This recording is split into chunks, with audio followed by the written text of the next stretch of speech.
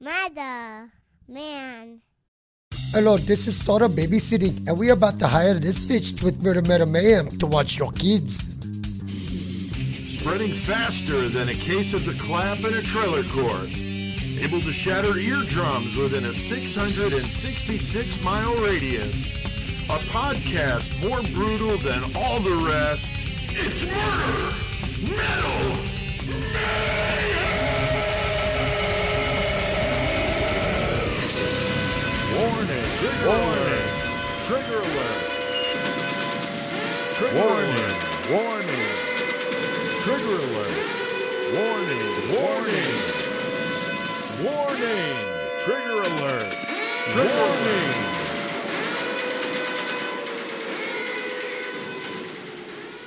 Well, there you go. They've been warned, Chris. Fuck you, motherfuckers. Trigger alert. Well, shit, it's Tuesday, and you know what that means. It's time for a brand new Murder Metal Mayhem. And here at Horns High Studios for the Horns High Podcast Network, episode 251. Going down tonight. I got Chris here with me in Horns High. What up? And we got Joey over there in the 419 in Toledo. What's up, Joey?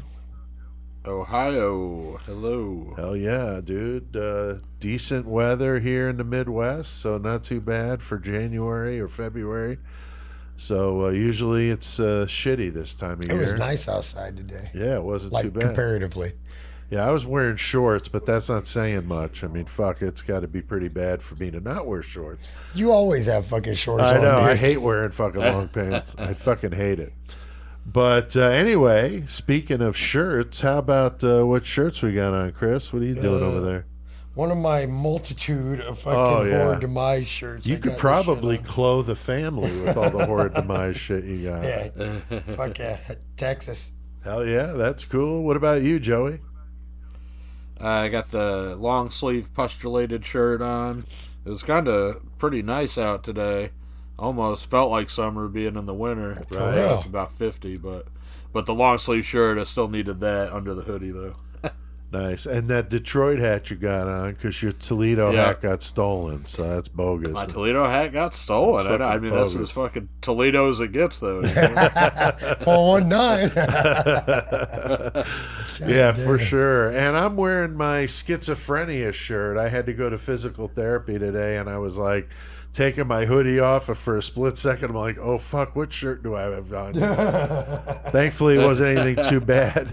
But I don't have anything too over the top. But if I didn't have grandkids, if I didn't have grandkids, I definitely would have some much more revolting stuff. But I've kind of tapered it down with the need to be out and about with the grandkids, and you know. That's where I was fucked up. I just wear my shit with my kids when they're single digit ages, just like. Well, with my kids I did, but my kids are my kids, you know. The grandkids, it's different. It's a different vibe going on. You'll eventually know what that's all about. And now my kid, I don't stop talking shit, bro. What the fuck?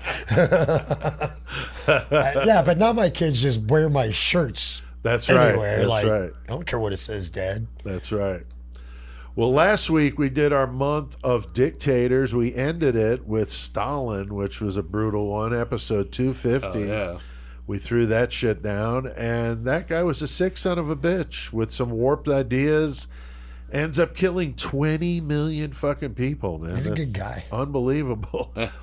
And so we covered that, and I did the metal feature on Shadow Spawn, that great Danish metal band, death metal. Definitely like those guys, and we did a great tag team killer cage match. That shit was crazy.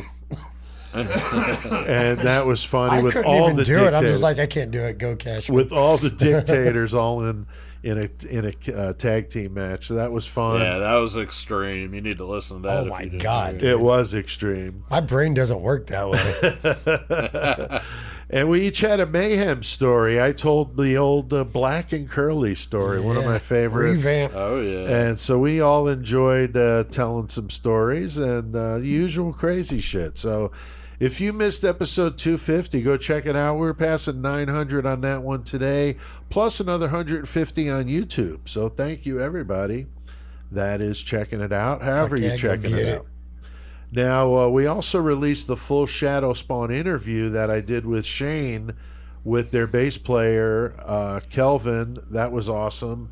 And that one got 600 listens plus another 90 on YouTube. So, Oh, man. really good mileage out of this stuff. 666 listens. That would have been cool. That would have been cool. And the video is out there on our 666 Seconds of Metal channel. That's different than the main channel. So if you're not subscribed, go to it. I've got it linked down in the episode description.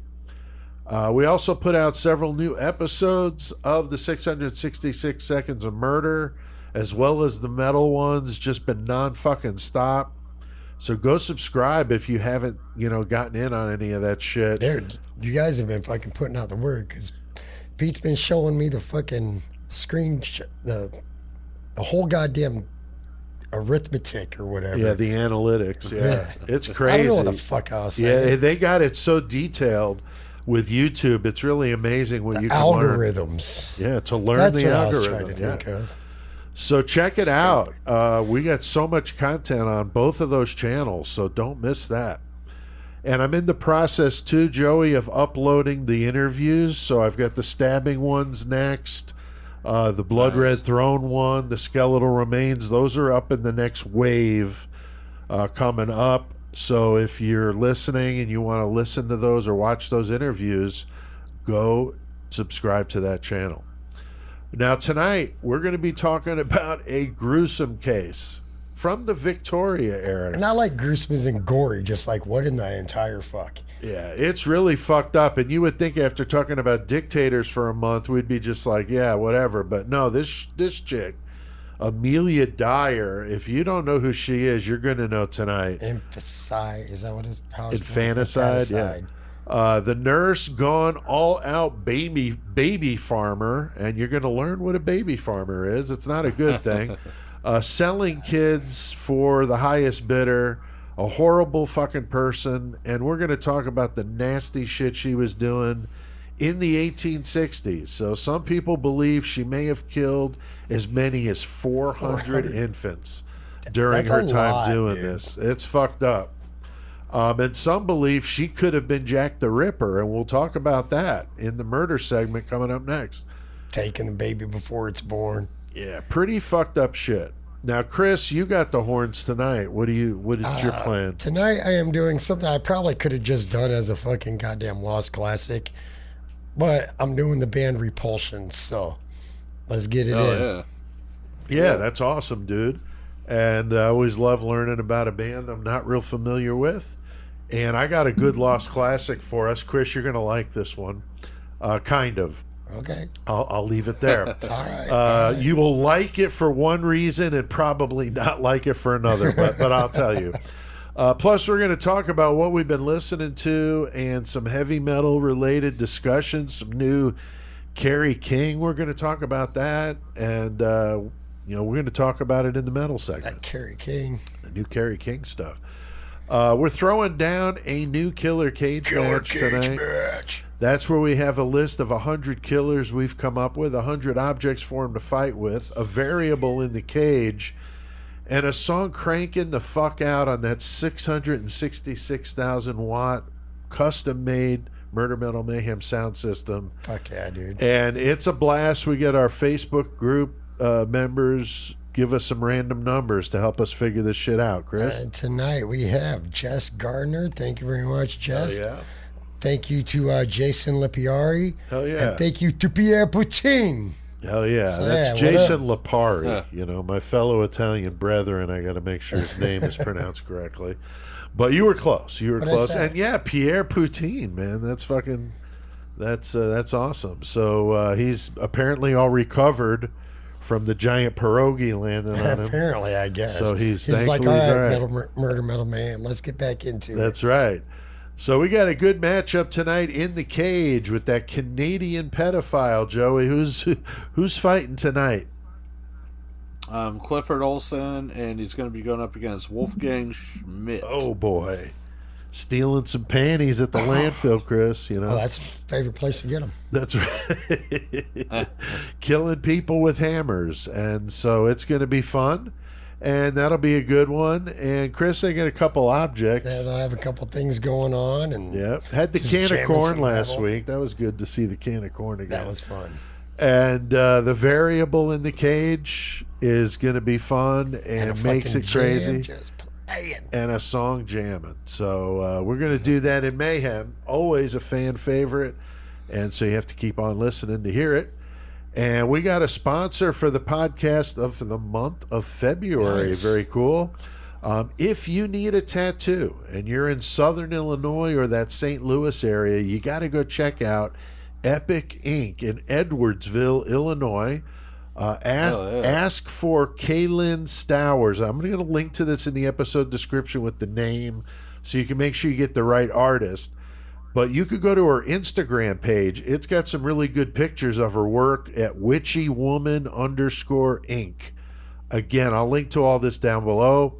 And you could check it out for yourself. And I'm even considering maybe taking a trip down there.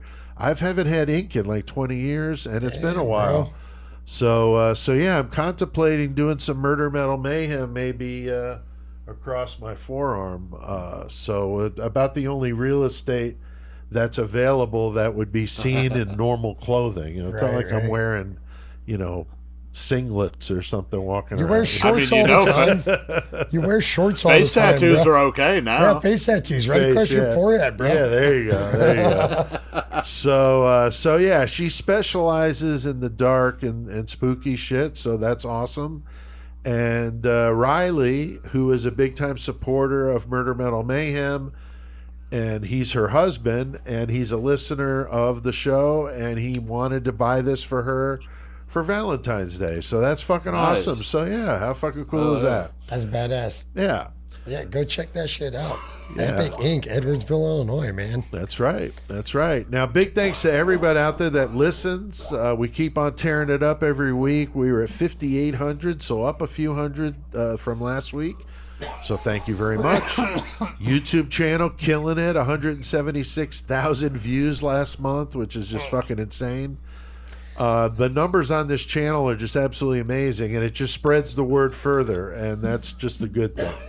Yes, we appreciate you. Sorry, we're all choking off of weed right now. Yeah. I apologize. Yeah, it sounds like I'm working in like some sort of infirmary of like lung diseases or something like that. What But the hell? everybody's okay. Don't anybody call 911 on us. All right, Call Joey, 420. what about the top 10 listening, top 10 cities listening? Cities this week, we had number 1 Chicago, 2 Brisbane, Queensland, Australia, 3 Honolulu, 4 Brooklyn, 5 still up there Bloomington. I'm glad to see you guys staying around there. Yeah. Yeah. 6 is Adelaide, South Australia. 7 Decatur, Illinois. They've been in there for a long time too. 8 Denver, Colorado. That's cool. 9 Austin, Texas, and 10 Temple, Texas. Hell yeah. Texas fucking getting in there, dude. Texas and Australia, man, have been just dominating in the top 10. And then, Chris, how about the countries, man? Countries we got, fucking U.S. always tops that motherfucker, but 78%. And then followed by Australia with 9%. Canada with 2% for Germany, and the rest are 1% or less. And we got UK, Denmark, Finland, Ireland, the Netherlands, and Sweden. Hell So yeah. thanks to everybody around the world that's listening. We appreciate the shit out of you. Yeah, that's really cool. That's really cool. And you want to check out our website, murdermetalmayhem.com. You get some merch. You can get some information on what we're doing. And so it's a good resource to find out where we're at. And you can listen to the show from the website, too. So Fuck yeah, dude. So what you smoking on, Joey? I hear it bubbling. Yeah, I just got the flower out. This is some Caesar bud, and then I got the fucking the ice cream cake live resin cart too. Right on, right on. I got double OG. Oh yeah. Fucking tight. Got it from Danny. Oh, shit. I keep saying names. Just saying. I don't go to this. I go to the plug. well, we got a lot on our plate tonight. We're going to take a plane trip again over to the cross to England, and we maybe grab some bangers and mash and try to avoid this ugly old bitch with a tape measure in her hand. I'm not sure what the fuck she's got on her mind. I don't know what the tape measure's for, but bangers and mash and get our fucking murder on.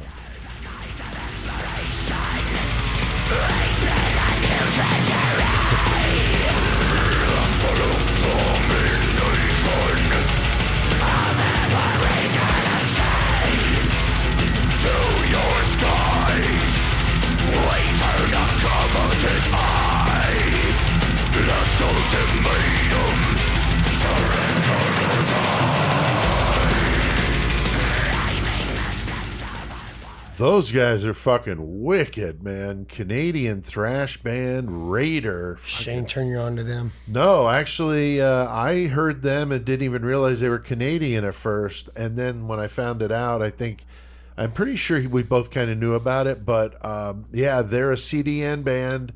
Rite of Conquest was the song. Holy shit. That album from last year was so fucking unbelievable. Check them out, man. Raider. Really, really good. All right, well, tonight we are going to the UK for this one. Another fucking grim, gruesome ass fucking story. And you guys may not know about Amelia Dyer, but you're about to here in a minute. I mean, this is a sick fucking story, dude, from 1860s England. Grim Dyer stories come out of England a lot. It's gray and cloudy there. It is. It's like living in Seattle, bro. And I've never even been to Seattle. Kind of, yeah. It is. It is a kind of at least from our outsider looking in, it seems to be a dreary kind of state or a country. But I know it's not all the time, but it just seems like that, you know. Now the practice of selling unwanted babies, the baby farmer, is just fucking sick. And she's selling them to people that want them, and not kind of like in a, you know, nice adoption agency type vibe. She was the adopter. She is fucking, you know, like judge, jury, executioner, and some of the kids didn't make it that far and were just killed outright. And she was known as the Ogress of Reading. So I'd never heard of Ogress. That's kind of fucked up. You know, like a female ogre. Yeah, like Shrek's old lady. Yeah, kind of, yeah. Yeah. So I just thought that was kind of funny, just kind of that real English sounding name, and convicted of murdering 6 infants, but they know she killed a lot more. They think it could have been as many as 400, so that's fucked. And it's a sick tale, and we're going to do it Murder Metal Mayhem style. She got away with it for so long, though. She did. She moved around, and she was using aliases. We're going to get to it all. But if you want to bow out because this sounds too much for you, then there's your cue. It's going to be. We gave you the trigger warning already. That's You're right. going to talk shit, Pete. That's right. I know our rule. I know. Nope. But Chris, I mean, she's definitely a pretty obscure case, I would think, to most. Yeah, I honestly didn't know about her till you put it on the list, and then I forgot. And it was like, we're doing her. I was like, who is this bitch? And then when I started seeing like the body count and what she was doing, I was like, nah, this bitch is fucked up, dude. Yeah, definitely. But I'm sure the more hardcore people that are into true crime might know who she is. But I bet a whole bunch don't. And but Joey, I mean, we've done some horrible nurse stories before, but this is a little bit different than that, man. Yeah, a lot of we did a lot more the recent nurses, and you know, I don't know, modern, I guess, and so we can kind of relate to them. Where this is almost like Dark Ages shit, and right, the times were a lot different. So the way we're going to talk about this one's just it's different than the other ones.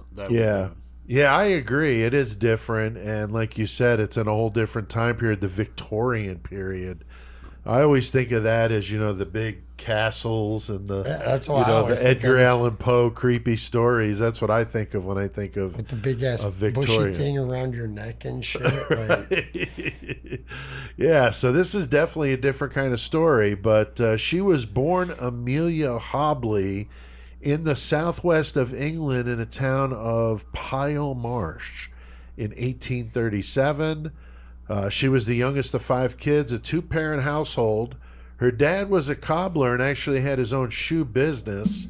And she was a bright kid who loved to read every chance she got. Hold on. Yeah. Dad was a cobbler. they related somewhere with Joseph fucking Callinger? Oh, I don't know. Like That's there's true. something going on there. Yeah, dude. could be. With the It shoemaking and all that, there's something, dude. Oh, that was a good old episode, Joe Callinger, if you can dig that one out. Talk about a fucked up individual. Yeah. But she was, into reading, and she so far was doing fine, but some early tragedy hits the house. Mom got typhus, which just doesn't sound fucking bad. Every time I hear that, I think of Megadeth. Typhus, deteriorate them. Epidemic, take no prisoner. So I looked up what the hell typhus was, and it's like a really bad case of chicken pox. And in her mom's case, she ended up with mental health issues over it. She got over the typhus, but then had these mental health issues. So she witnessed her mother in these fits of rage, totally spiraling down. And she was actually taking care of her up until her death in 1848. So 11 years old, that's some heavy shit Yeah. to be dealing with, And some people that have researched this case mentioned, how much of an impact it would have had on her. I mean, any kid, losing a parent at 11, Dude, that's rough, not even that. Like, she had also lost her older sister and younger sister before her mom. Right, that's right. So, like, you're 11 years old. I just lost all these women, children. That would fuck you up so hard. Yeah. In that shorter time, is like, what is happening? Am I next? Right. I mean, that's when you think true. that, I though, would think so. I would be worried you'd be about like, that's a hold good on, point. And now that makes you think in your head, I got to make sure I'm not next. Right. Maybe it started at a young age. You very well could be right, dude. And, the other thing that they said about this is that she got to witness what somebody losing their mind acts like. And that'll be a little foreshadowing here with this story. So, but Chris, I mean, so many times we've talked about the impact of death on someone close, but in this case, I mean, it's just like you said, all the extended, the sisters, and all it's the fucked sisters, up, everything. And yeah, some people like do bounce back from losing someone or whatever, but there's also people which you got to understand that that's somebody that you truly loved in life, that you held close, and they're probably going to be like, I don't know, I fucking don't know. They just, as a person, when somebody you lose in life that you've loved forever, you're just going to let every emotion out until it's over with. Yeah, I mean, it's gonna hit people different, like you And said. maybe it makes your brain go fucking crazy. It could be, because I think she was kind of predisposed to that, unfortunately. Now, all of us doing this, we have our parents, but it's tough for us to really know truly what that's like. And again, she's 11. I can only imagine it would fuck somebody up. And, I could see it bringing on some mental health issues in herself. But, what do I know? I'm just some fool that does a podcast. I don't actually have a degree in anything. I'm just a high school graduate. That's it. I didn't even do that, dude. So, Joey, I mean, we know how old Ed Gein flipped out when his mom died, but he had some issues going on. Yeah. It's kind of along the same keel, I'd say, with the Ed Gein in this situation. She didn't really know how to take it, and it kind of fucked her up in a sense. And if you talk about the other Ed, the Kemper side, with that situation, that's somebody who wants to see the parent gone, fucking hatred towards them, and doesn't want them around. Yeah. Ed Gein wanted his mom there forever. He wished that he could have, that he never wanted to live a day without his mom. Right. Amelia Dyer, I think that she was somewhat in the same category as that at that time. Right. And yeah, she ended up being fucking pretty fucked up over it later on. Yeah, definitely, dude. And speaking of Ed Kemper, what about that sick Rick fucking mold he's doing? That mold is coming out dope Oh, as shit. damn. How do I turn down an Ed Kemper mask? I don't know that I possibly can. But That one's going right under the Murder Metal Mayhem poster. Oh, here, so nice. Pretty soon, fucking people will be able to see that one too. Yeah, that's gonna be sick. I'm definitely interested to see the variations he does to be able to decide. But prior to the death of her mother, Amelia lost 2 of her sisters, like Chris was saying. So a lot of death happening. And then her dad a few years later, so she ends up living with her aunt near Bristol, and her brother would inherit the family shoe business. So I'm wondering maybe he might hire Al Bundy. You know, he's always hurting, you know, so maybe Al Bundy could go work for this dude. But she ends up having some issues with one of her brothers and becomes estranged from him. And then at 24 years old, she ends up marrying a 59-year-old dude named George Thomas. She got to find a sugar. George Thomas.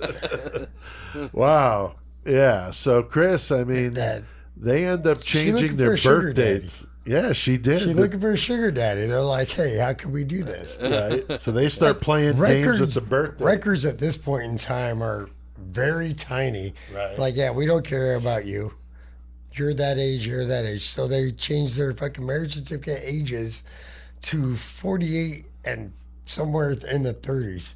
So it does not work out the greatest because he's old as shit. Right. But eventually it would not work out because of the days, the ages. Yeah, and it would fuck people up down the road when they were investigating these murders because they're like, wait a minute, how old was she? You know, like it was all fucked up. But like you said, back then, you know, records were like handwritten, you know, so you could easily erase shit and Just get rid of it and be done with it. Yeah. So then Amelia becomes a nurse and a midwife, and her and George opened up their home to young women who are having illegitimate children. Just doesn't sound like a good situation. So crazy to think how stigmatized things were at that time. I mean, even when I was in high school, it was not uncommon for girls to leave school and go get a private tutor and stay home and have the baby, you know, and be gone for a while. And this would have been the mid 80s. So, I mean, but that's how it was when I was in school, you know. Definitely. And then a decade later, mid 90s, when I was in school, fucking, I remember 8th grade, the first time a girl got pregnant in my class, and fucking, she had the baby and fucking was good in school. So I was like, what the fuck? Guys still doing that shit. It is crazy. Yeah, it's just that. Yeah, like you said, just a decade later, it just changed a lot. So yeah, so definitely pretty crazy. And then Joey, this would lead to her learning about the value though that babies had, and she starts kind of probably formulating some ideas here. Yeah, I mean, fucking, this is a different time. I mean, it's so hard to explain this. Like, whenever you're watching like some of the research on this, they're talking about the amount of like dead babies that you would find in places and packages and shit like that, like within the city limits and stuff. Infant mortality was this big, dude. Yeah, it was fucking ridiculous because everybody's living in poverty. You know, fucking children out of wedlock, or we're looked really down on. Yeah, you're super looked down upon. Homeless kids running the streets. Man, so fucking yeah. So I mean, it's a time when that's all around you. So the thought that somebody can come in and profit somewhere in there is just common sense in the human sense, you know. It's almost like a fucking step in organized crime for her, you know, because she's trying to make a business of doing this heinous shit. That's a good point, dude. That's a good way of looking at it. Yeah, it's just it's fascinating. And so she's learning this little fucking side hustle here. And at the time, the going rate was 80 pounds to sell a baby. And I looked it up, and that's $15,000 today. So 80 pounds back in 1860, whatever. And then converting it to dollars, 15,000. So that's pretty good money for one kid, right? So she's doing this over and over and over. How many in again? A day and day over? Yeah. She's taking it all in. Yeah, and I mean, Chris, some of the baby farmers would starve these kids, man. Oh yeah, they would just not feed them and give them opiate-based syrup, which was sold anyway, because they sold everything like cocaine and everything for small ailments. Now motherfuckers are like, I got an ailment, dude. I need to get high. But now let's just put it out there too that this is some crazy shit that we're talking about, but there was a faction of like the baby farming community that was probably completely legit, and that's what ended up turning into like the welfare systems of today. Sure. You know, this crazy shit that's going on that we're talking about is obviously, you know, but no, part of I it. But understand. there were parts that the baby farming wasn't like legitimately a scary term back then. Like that was a real thing that people would do. Right, it was now legal. It's been attached to this fucking scary shit. Yeah, but man, so I don't know. I just thought it's good to put it out there that, you know, this is also some legitimate shit on some other form, just not in Amelia Dyer's case. That's right. And that little drink there, Chris, the Godfrey's cordial. Yeah, that's what you give them because didn't want to hear them cry while they're starving to death, so put them out of the misery. Right. So you're ODing this kid on drugs. Opium, yeah, it's fucked It was up. full of opiates. I also called it his mother's helper. Right. Like, yeah, that's fucked up. That's fucking crazy as shit. It is. So he just coming out there like, hey, she's like, I'm going to kill these kids. Fuck it. Yeah. And so because all these people are coming to her. She's putting these ads out. They're coming to her. Right. Under or people false she premise. knows through her nursing contacts. Under false and premise and everything. Right. You know what's crazy too?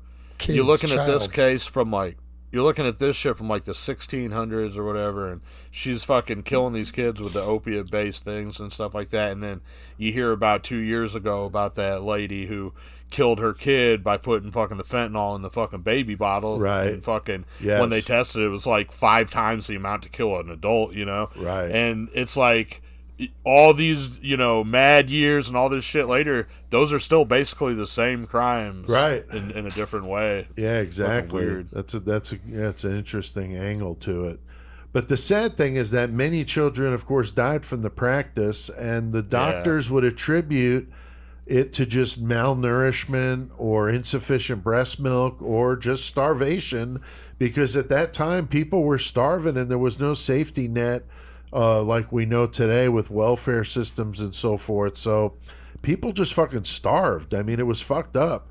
And so this kind of stuff went unpunished, and the mothers were either not informed or had no idea the fate of their babies. So what would happen is these, you know, wealthier people would pay somebody to take care of their kid and nurse the baby because they, you know, got their own life to live. And they don't want to be bothered with it, you know, so they just pay them. And so then sometimes she would take the money and kill the baby and then just keep the money and move. And then they wouldn't be able to find her. And the doctors is like, natural death. And then eventually there was... she even figures out a way around the doctor thing. At first, though, the doctors were doing their death certificates. Yes. But they weren't really raising a fuss yet. But Joey, like all good criminals, though, she's taking notes on, you know, the operation, and she's figuring it out, man. Yeah, I mean, she knows what's going on. She's fucking getting her MO down. Basically, like you said, taking notes, fucking probably, you know, like a medical journal, fucking how to do this shit. Right. She's got connections because she's in the fucking health field. She knows, like, legit people with, you know, the connections for the drugs she needs. You know that there was obviously probably a ring of people that she associated with that was involved in this shit, so they were all helping each other out in one way or another. Yeah, I mean, it's fucking crazy-ass shit. Yeah, and then George, her husband, actually dies in 1869, so now she needs an income, and so she's ready to fucking do this thing full-time and goes at it hardcore. And she starts advertising to nurse and adopt a baby, telling the prospective customers that she's married and would provide a good home for the baby, plenty of clothes and other necessities. And then 1872, she marries again, this time to William Dyer. Dyer. So there she gets the Amelia She's Dyer. the ultimate Dyer. Yeah, right? The Dyer maker. You're going to die.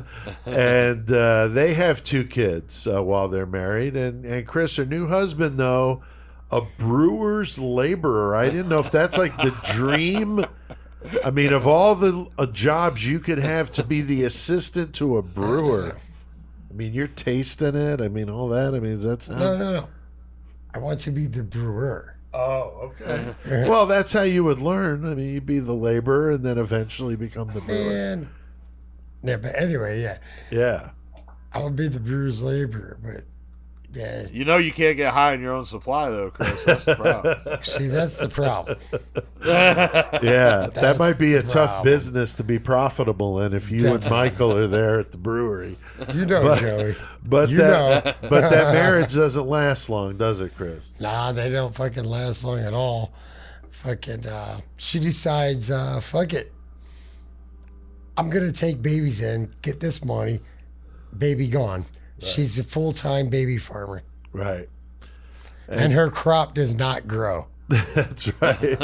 And Joey, at some point, though, Amelia just figures it's easier to kill the babies instead of starving them. I mean, what the fuck? I mean, starving them's goddamn annoying as fuck, that's for sure. And then giving them the opium fucking cocktails, that shit's fucking costing you money. Why the hell would you give away your drugs? Right, this is my drugs. So, and she was fucking doing all these drugs anyway in the first place. Exactly. So it's like, why not just fucking kill these motherfuckers real quick? It kind of reminded me, like, when I was checking this out, like, who was it, Burke and Hare, when they're fucking like, fuck it, we'll just fucking start killing these motherfuckers, and we got bodies and fucking... Easier than digging them up. Exactly. It's like, man, fucking just cut out all the bullshit. Let's just kill people for profit, like... Right. Yeah, that's a good black point. market. That's a good point. Yeah, this would have been about, 40, 50 years after Burke and Hare. So not something that they would have known about that. They'd have been like, oh shit, these guys got it right. Their inspiration, Let's do this.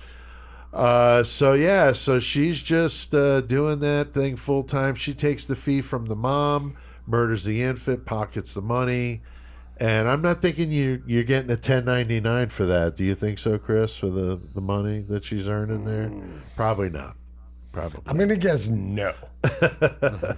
And she ends up getting caught though in 1879 when a doctor suspects her when a bunch of infants turn up dead that were in her care. But instead of being convicted of murder or at least manslaughter, she gets 6 months of hard labor, which I'm sure that was no fucking fun back in the day, but better than serving fucking 20 years in fucking prison, right? So I don't even care if you're a female back in the 1800s. You're getting fucked up, dude. Yeah, it's not going to be a pleasant experience. No, look, this is literally what happened in those days. Like, them prison people, while you're doing your hard labor, guess what? You're going to be doing hard labor and might end up in labor. Oh, right. Yeah, right. Exactly. And some claim this entire experience fucked with her mentally. I would be surprised it didn't. And she's likely predisposed to that, from her mom's genes. Now, she spent some time in mental hospitals over these multiple breakdowns that she has. Yeah. But despite that, she's trying to get her nursing career back on track. But she's also having suicidal tendencies. So everybody take a drink. No. Oh, God damn it. I took a big ass hit for it. I'm taking a drink. So, Chris, remember earlier we were talking about her caring for her mom. So now she's in a psychiatric situation. Dude, she did this to herself a lot, though, man. Like, anytime she thought she could get away with something, she would always say, like, oh, I'm having a mental breakdown, basically. And the doctors would be like, okay, yes, she is. So she'd go into different mental wards all the time, like in and out, in and out, in and out. But every time she got out, these people that are running these mental wards and all the bureaucracy or whatever, they're still letting her take kids in. like we already know you've not been taking care of kids the way they should be. Right. Plus, you're here for psycho reasons for not taking care of kids. Why would you? Here's another one. Right. Why would you do that? It makes no that's fucking fucked up. sense. That's fucked up. But she's fooling them too, because she knows what they want to hear. And that reminded me again. Because Ed all the Kemper, time as a nurse, dude. But Ed Kemper comes to mind there with the way he was fooling maybe them. she did hate kids. I don't know. But Joey, it's really amazing when you cover true crime like we do, how many similarities there are in so many of these cases, you know? Yeah, I've already fucking touched on a couple. One of the times I remember they were talking about Amelia Dyer, Page Day mentioned it when they were talking about the parallels of the possibility. We're going to talk about this too, but the Jack the Ripper deal with the possibilities of it being a female. I remember Page a Day said something about that. I forgot this was a Page a Day. Wow. It's not. I don't think it's technically one. I think they just mentioned it in something. Oh, maybe. okay. Who knows? We get all this shit so fucking much. I know. It's hard to remember where it started. But another I was just using that like an example of another one that is kind of a comparison to. This case also reminded me of when you talk about fucking killing people for just straight profit as a fucking means of business, like fucking Dorothea Puente. You know, she would take the old people and fucking dispose of them so they continue to get their Social Security and shit. And then remember the oldest people in Missouri, the serial killers, remember? Copeland. Yeah, the Copeland, Ray and yes, Faye yes. Copeland. Yeah. But that was kind of the same kind of deal too. Like they were killing these motherfuckers and then taking whatever just they to get could their out. money. Pocketing That's their it. shit. Yeah. Yeah, and let's not fucking even act like fucking it hasn't happened a billion times with black widows or just dudes killing like that's 5 what it's all wives. and about. Oh shit. yeah, of course, Yeah. of course. It goes both ways. That's for sure. That's for Hey, sure. how you doing? Oh, these are my last 4 wives. Do you want to marry me? You know what I'm saying? Like, Right. get the fuck This one outta died. here. This one died. Right. This one died. Exactly. Yeah. This one died. Like drummers It's in the I am drummers in Spinal Tap. You know, just spontaneously combusting. out, Died out. in a bizarre gardening accident. That was my favorite one. Now, speaking of that, I'm going to be doing a guest on the Andrew Myers podcast or a channel on YouTube. He's an attorney. I interviewed him recently, but he's invited me to come on to talk about BTK and the tie to the Idaho 4 case with Brian Kohberger. And, we've interviewed Catherine Ramsland twice here on Murder Metal Mayhem, and she was one of Brian's college professors when he was at DeSales in Pennsylvania. So it's super cool that, that we're actually being, somewhat taken seriously, I guess you could say, and being asked to do these panels and stuff. I'm really, really psyched about that. It was just really cool. Fucking yeah. But the wheels are coming off the bus here for Miss Amelia Dyer. Her mental health is really slipping, and to make matters worse, she's hitting the fucking alcohol and the opium fucking hardcore. She's taking all the Mother's Help, or what was the other name? Godfrey's Dream. Or Godfrey's cordial. something. Yeah, so not a good combination. And I'm gonna go Fucked up, order dude. one of them at the bar next time I'm there. Cadre's cordial. Bro, dude, that's a good idea. Look it up. Look it up. Look Make it up, motherfucker. Yeah, exactly. I don't have any opium here in liquid form, dude. I don't know what to tell you. Chris, in 1890, some crazy shit happens when Amelia's caring for the infant of a governess. Yes. Wait, did you just say caring for? There was Supposed never to be. ever any caring for this child. That's true. Like, no. Right. Yeah, I use that term loosely. But, yeah, so this woman, this governess, I can't remember her name, but she's looking to have someone at a baby farm or watch her child because she's a governess. So she's working for this family in this big castle or whatever. But the baby's daddy is the fucking daddy of the governor. Okay, gotcha. Like, he is the governor. I don't know. Gotcha. Anyway, But so she goes to get this baby up, and she loves a kid. So gives the baby up, gives her 10 pounds to take her baby out. I'm going to give you my child and 10 pounds. Right. Like, here's my kid. Here's some money. Get it off my back, dude. Just get it off my back. So in the advertisement, it said that any parent, if they wanted to come see their kid again, ever could. So she actually came back to see her child. Right. When Amelia handed her a child, it wasn't hers because she was able to fold like she knew the child, her kid had a birthmark and it wasn't theirs. Like, that's not my kid. Right. And goes to the cops. And now she does that thing to where she's just like, oh, I'm having a mental breakdown. My brain just ain't working right, dude. Right. I'm fucked up, man. Yeah. And so she just quits. Playing her game. Yeah. And she's playing that sympathy card. We know she's good at it. We know Ted Bundy did that shit all the time when tricking women into helping him with his books when he supposedly had crutches or that kind of stuff. So psychopaths and sociopaths are good at reading people and then acting whatever part they need to act to get them to do what they want, you know? Was there something you wanted to add to that, Chris? Nope. Oh, okay.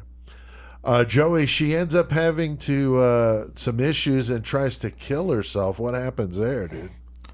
Yeah, she fucking takes 2 fucking bottles of laudanum. Right. And, which has fucking opiates in it. And then yeah, I remember learning about that on Tombstone. Doc Holliday's wife was drinking that laudanum shit. Oh, yeah, she was fucked up. Yeah. Yeah. That movie's good. But it was, if y'all kids ain't seen it, watch Tombstone. Oh, that's so the good. shit. I love that movie. But it was common back then, though. People would use it for all kinds of shit. Calm nerves, sleep, all that shit. But, of course, she was fucking abusing opium in the first place, so her tolerance to it was fucking ridiculous, and she fucking ends up surviving from it. I was asking Stephanie, cause she works in the hospital, I was like, hey, that laudanum shit, they fucking use that still? And she was like, no. But she was like, that's what they were using in the movie From Hell when the Jack the Ripper in that was using that when he was mixing it in with the shit when he was killing the people. Right. And I was like, okay, that kind of makes sense. They fucking probably did a little research because, this tie-in with it or whatever. Right. But yeah, no, fucking laudanum. I mean, that sounds like some shit like fentanyl nowadays. Right. It's going to kill you right away. Harsh. Yeah. Sounds pretty harsh. So she starts bringing the back into the baby farming thing again, but this time, instead of risking those pesky doctors and their death certificates, she ends up deciding to just get rid of the bodies on her own, and she starts that's moving. the easiest way, right? Yeah, and she's moving around a lot, and she's changing names. She's got all these different aliases, so she's pretty sophisticated and getting good at being gone at the right time. And, especially, way before the internet and social media and cameras everywhere, a person could do that fairly easily if you were smart about it. I can only imagine how easy it was to get away with fuck murder back in the day. Yeah. The fact that you got this much coverage. You got 400 bodies. Now you're trying to get it. Now you're up there like, okay, something's got to be linked. But I bet it was pretty easy to get rid of a body back then. Oh, dude. I'm sure. I'm sure. Because we were saying earlier, they just didn't look at it like we would look at it today. Like it was murder. It's like, right. we're just somebody was just rolling down. Yeah. Now this wouldn't be easy even to in do the today. Wild West days, right? Even in the Wild West days, though, you could fucking get away with killing a lot of. Oh, dude! Yeah, exactly. Oh, fuck yeah, man! You fucking just go down the fucking dusty trails. That's right. That's right. See a corpse laying on the side of the road. That's and right. Just like, boy, let me get a sip of that whiskey. Tell your mama to make me dinner. 1893, she gets released from the last asylum she'd ever step foot in again. She had a very bad experience there, never wanted to return. So maybe they were doing some electroshock shit to her, who knows. She would end up recruiting a woman, and get this, Granny Smith. Now, I'm not sure if they named the apple after her. Are you fucking serious? But I was like, get the fuck out of here, Granny Smith. But since Amelia was notorious and on the run, Granny Smith was like the front person that would meet the parents and take the babies in and stuff. But meanwhile, Amelia's basically doing her shit. And some say that Granny Smith didn't have any idea what was going on, but I don't know, man. I don't know. Bro, like, doing the research for this one, I all the way up till this point, like, I was, like, the story, you know, I'm fucking into it, it's some serious shit, and then as soon as they bring Granny Smith in, it's like this character out of the blue that's just too fucking campy, and I'm like, oh, you got some good apples there, and just dumb shit, you know? Right. And that's all I could think, and it just fucking totally changed the trajectory of the whole story. That's fucking it hilarious is. as shit. Throw a little bit of humor in such a fucking horrible fucking story. Granny Smith came around the corner throwing apples.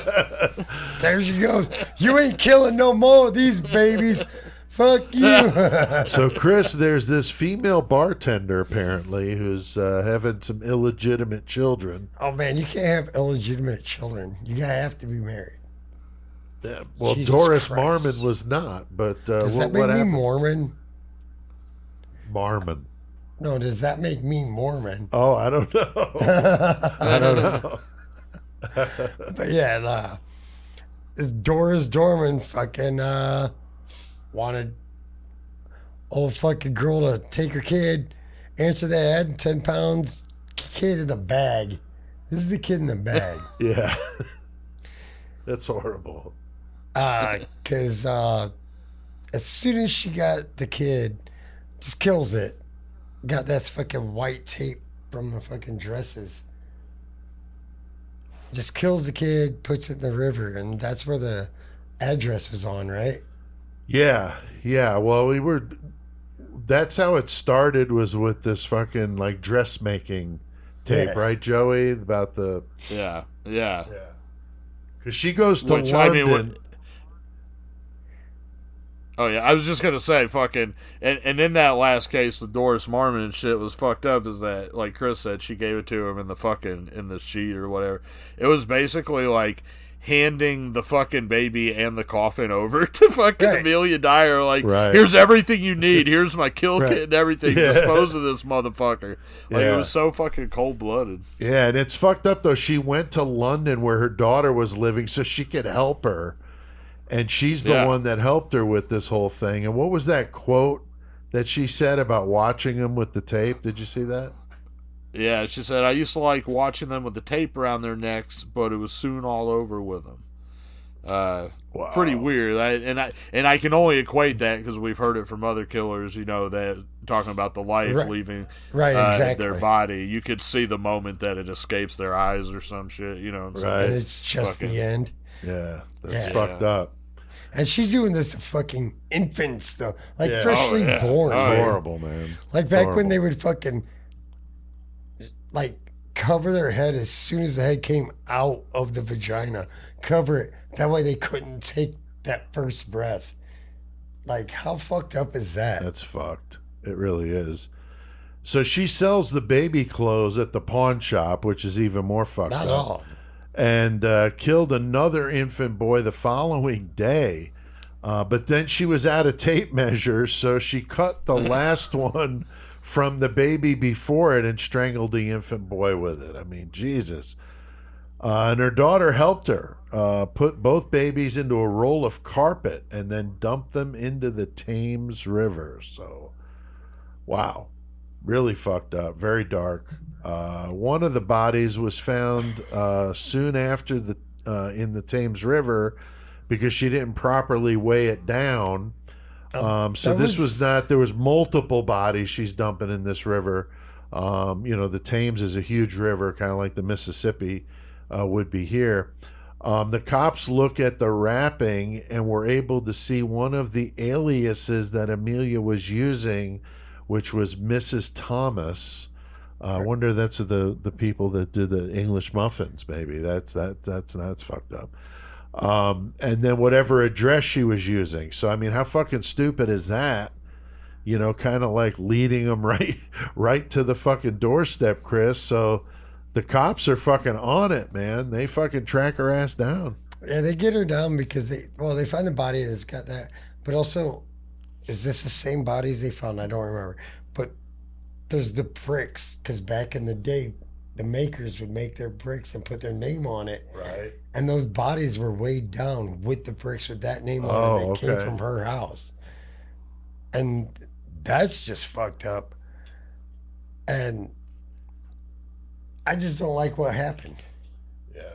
Yeah, Well, she fucking didn't anticipate, I guess, her and her fucking daughter, that they thought, you know, with the brick in there, it would fucking drag them to the fucking bottom, but they didn't understand the science that once it started to bloat and fucking decompose, the air's that it would gonna fucking, make, yeah. it's gonna be way stronger than that one brick that you put down there, and fucking body starts popping up. That's right. And so she, you know, they're keeping her under surveillance, and they end up sending in a young woman who's pregnant to decoy to answer an ad to make those arrangements. Which is awesome back in the day. Yeah, that's pretty slick, man.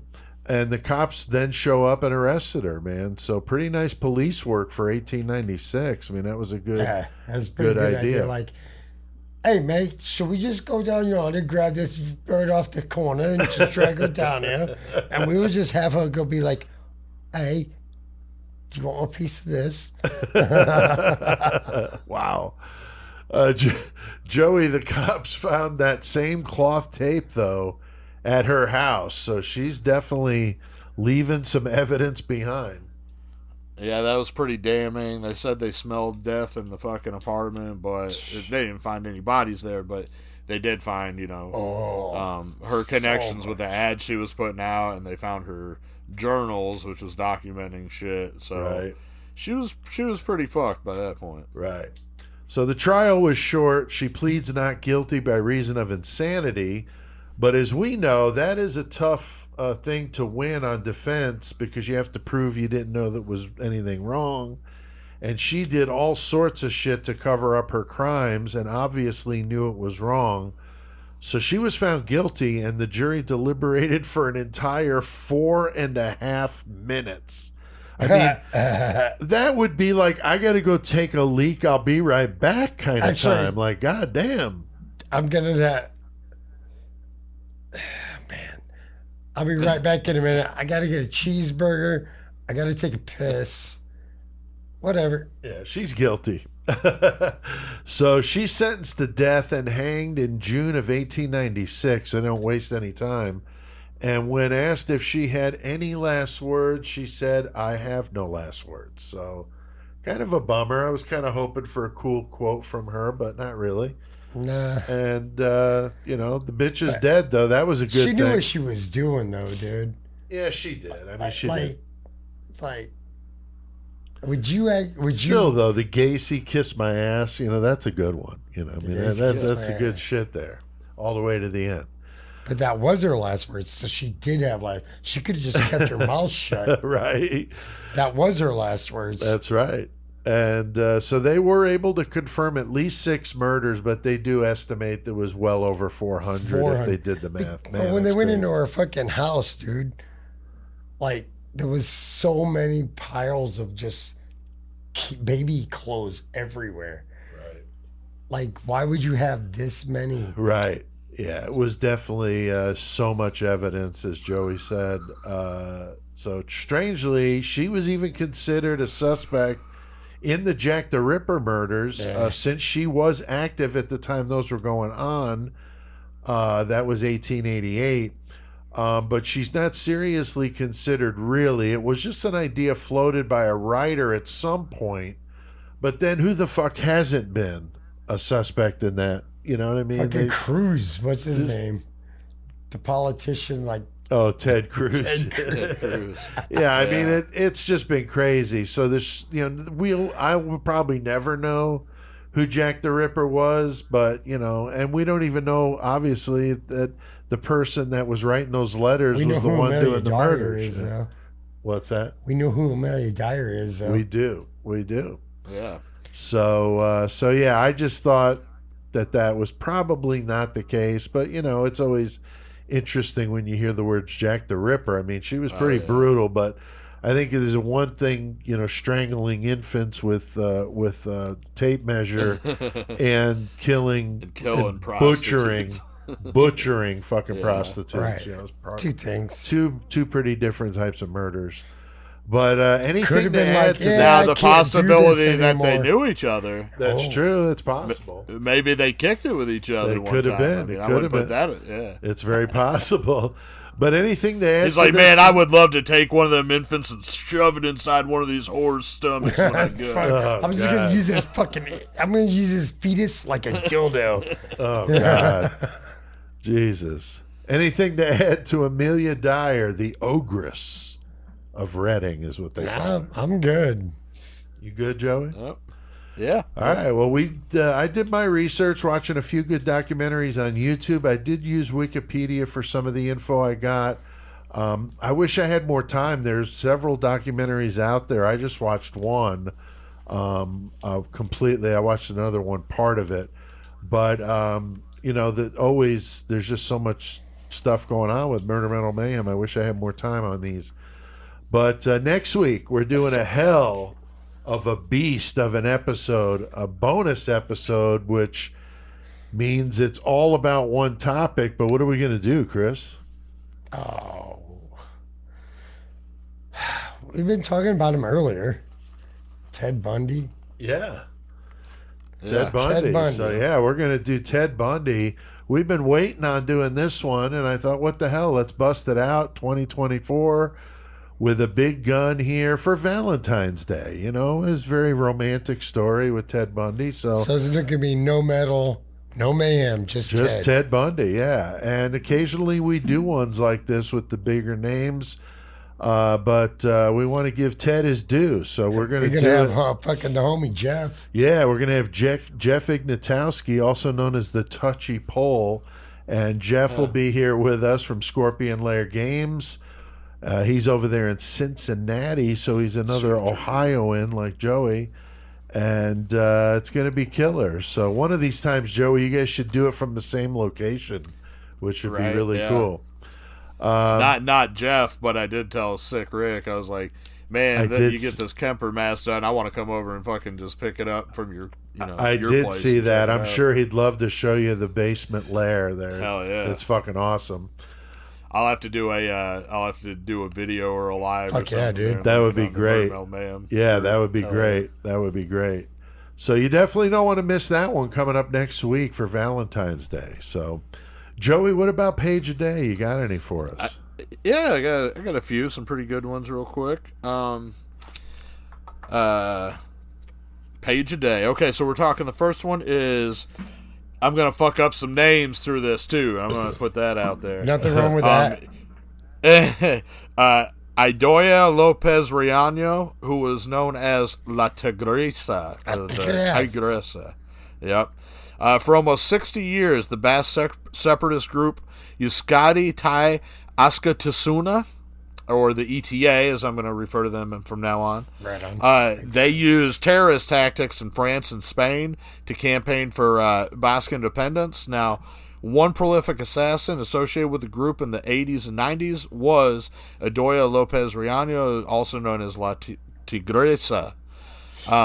She was an effective killer, but she had this reputation within the political group as vain, because she refused to alter her striking looks and fashionable style to go unnoticed on missions, and she was also known to become restless and reckless on jobs. So she's just out there like, no, fuck you, this is me, this is who I am, I'm a fucking badass, and I ain't fucking masking up or fucking, I'm just going out there and I'm doing my job. Yeah, she'd doll up if she's gonna go kill a motherfucker. Right. So, Dude, so she was took the job I want. I want to be a hitman, bro.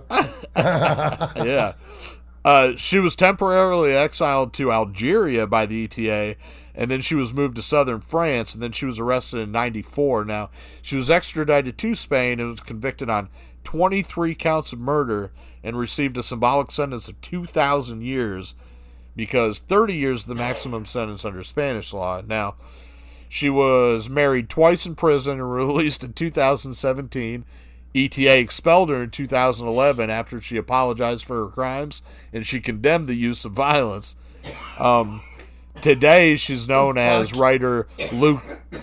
She's known as writer Luke Jennings' inspiration for the anti-hero in his novel Codename Villanelle, and was portrayed by Jodie Comer in the TV adaptation Killing Eve. So she was pretty crazy. Yeah. Now they had a quote from her, and she said this was whenever they were trying to fuck with her one time, some of her commanders, because she had forgot to bring her gun on a mission that they went to, and she said, "What do you want me to do? I forgot. Period." And that was her statement to them. Wow.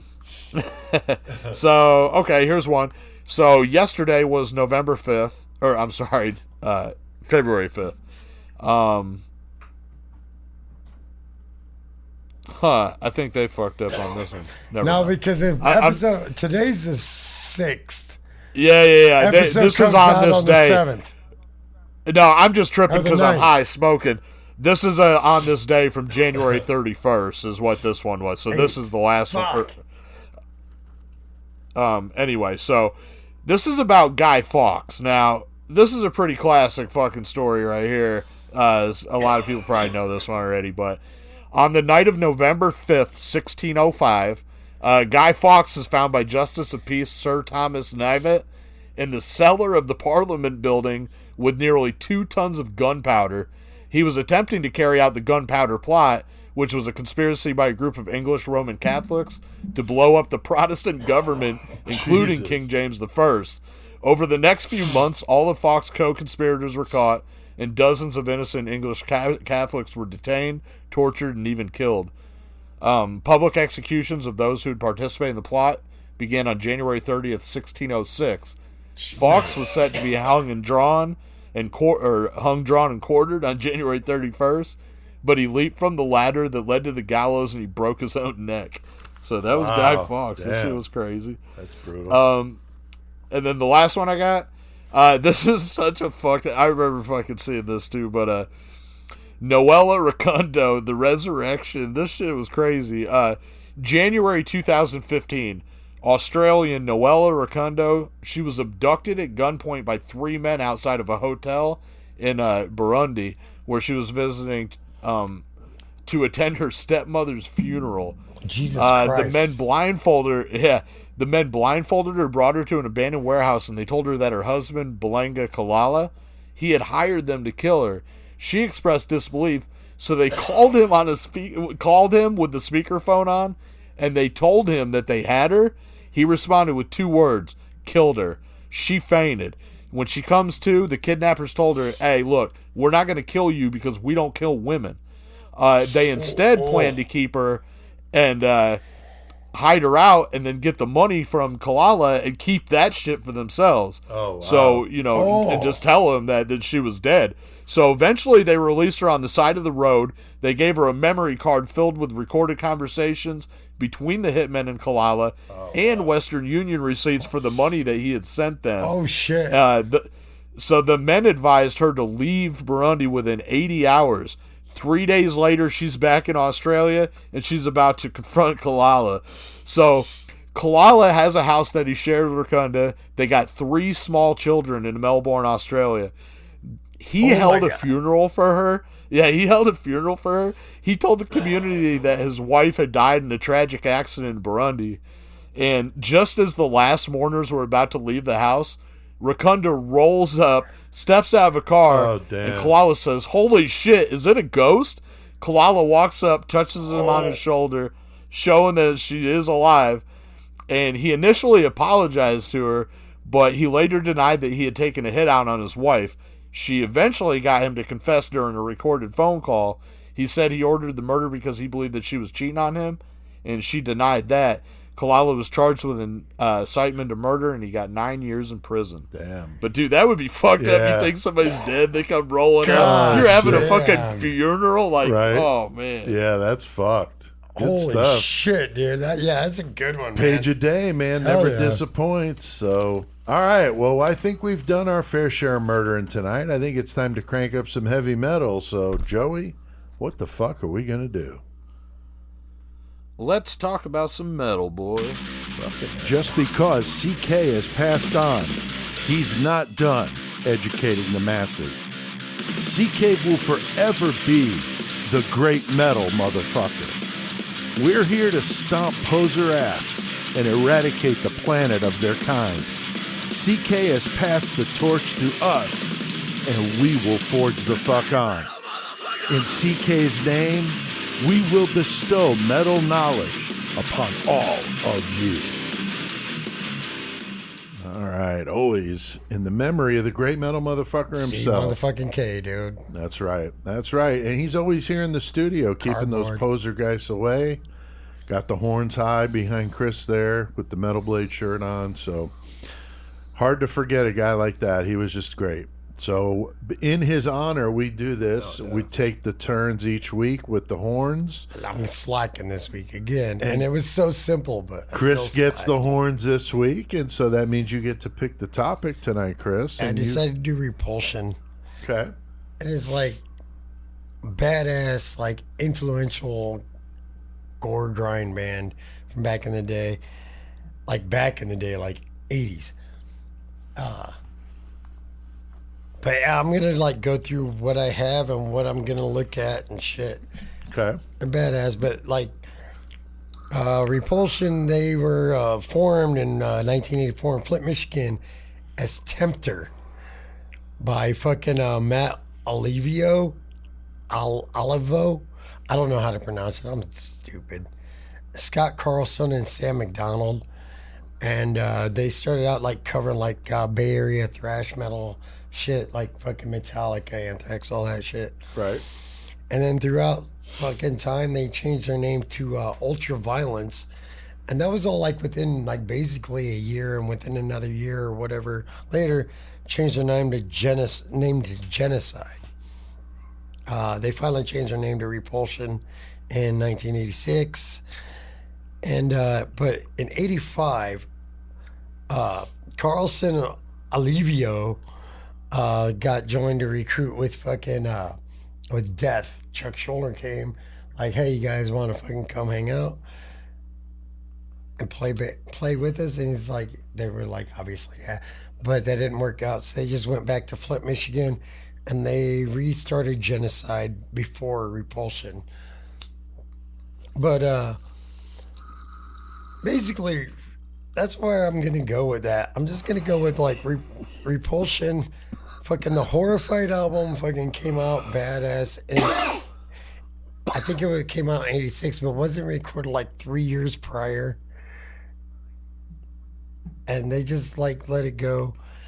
I don't know. Like I said, I should have just made this a fucking goddamn. So they just had that one album. That one album. They had multiple fucking demos like before that, but the one studio album is Horrified, and it's badass. Just go check it out, dude.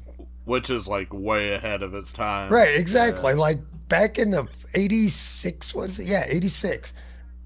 83, just the heavy riffs, the vocals on it, the drums were just blast beats and double kicks, and it was so badass, dude. That's cool. I know Low 12 used to play shows in Flint, Michigan pretty often with a band in heavycore that was from there, and it was really a cool spot. A lot of good metal bands and a lot of good metal heads over there. So that's cool. But yeah, their album is like, their original album is like 18 songs, and there's not a minute over 3, or not a song over 3 minutes. Like it's just like every fucking song is just like a ripper, dude. That's cool. All right. And when did they quit? Oh, they're still active, but they still only have one album. Oh, okay. Underachievers. They're doing their thing. Yeah, they're still doing their thing. Now there has been multiple lineup changes, but like the main dudes have been active. Okay, that's cool. Very good. Well, I did the Lost Classic this week since I had the segment the horns last week, and my choice this week, Chris, you're gonna like the name of this one. Nuns Have No Fun. Yeah, but it's Merciful Fate. But it's Merciful Fate, and I know you don't like King Diamond, so that's why I said you're going to kind of like it and kind of not. But the cover for it is classic. It's got a naked nun on a cross on the cover of the album. I have the vinyl in the house. The original vinyl I have, and that's the hard one to find. I remember having to hide this shit from my parents because for obvious reasons. But right. Yeah, the classic Nuns Have No Fun EP. And nowadays, when they press it, it's got a totally different cover, and it's called The Beginning.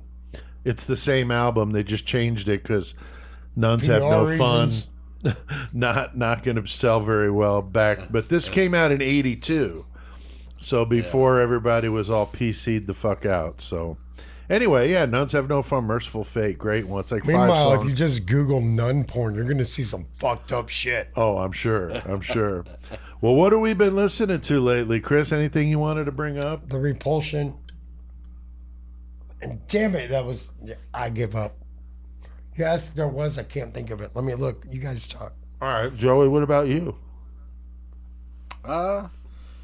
Jamming fucking some of that CDN shit because I got the package in. I did the trade. I saw that. With Craig from CDN. So the Eaten by Sharks album he put out.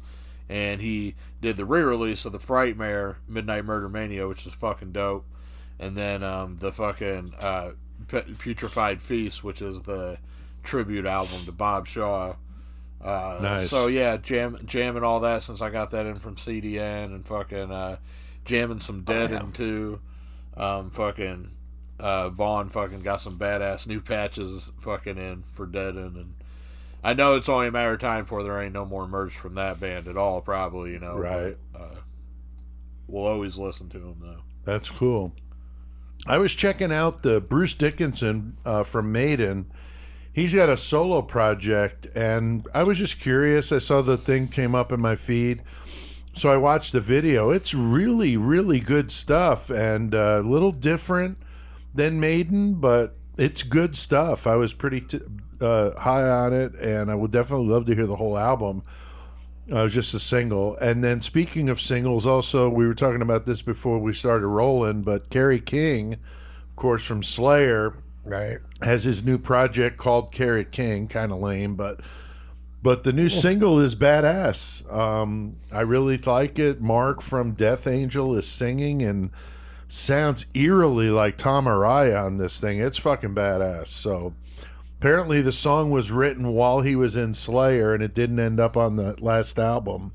So he's like, I'll just save it for the next one, and then that was it. Nice. So yeah, So, just real quick, I was like, oh yeah, I did listen to that.